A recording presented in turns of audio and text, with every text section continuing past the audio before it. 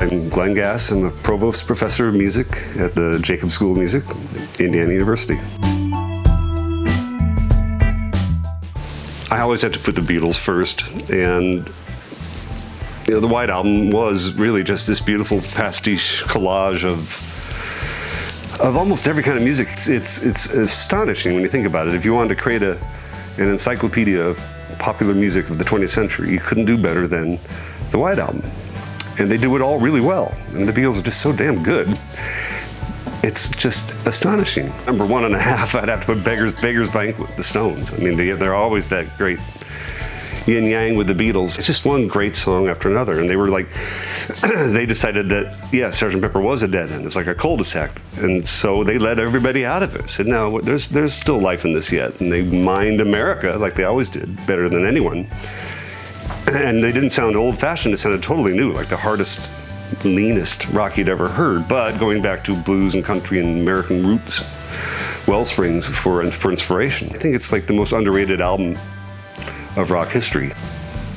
The Kinks, Village Green Preservation Society, as always, the Kinks are great and totally overlooked. That's a terrific album, and it's as pastiche-like and sprawling as the White Album. It's just a terrific album. And it had the misfortune of being totally overshadowed by the Rolling Stones and the Beatles. I mean, the Kinks just couldn't get a break.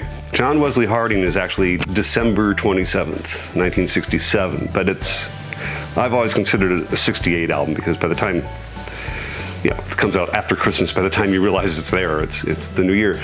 And that album did more than any other to say it's over, psychedelia is done.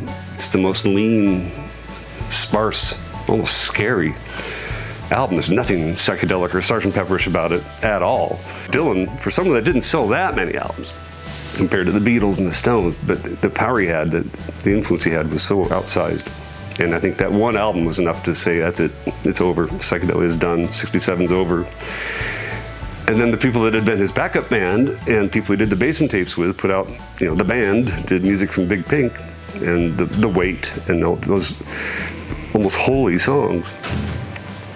And so that 1-2 punch, and then with the picture on the back, like looking like it's Matthew Brady Civil War portrait, this in the old suits and old West kind of look. But anyway, just old America, not hippie. They're the opposite of hippie. It's like the band were like staking the claim, saying that this hippie gem, the counterculture, has roots in America as much as anyone else, and they were showing us what they were. It was like okay to be proud, and it was almost this feeling like we are the real America. Those would get my picks.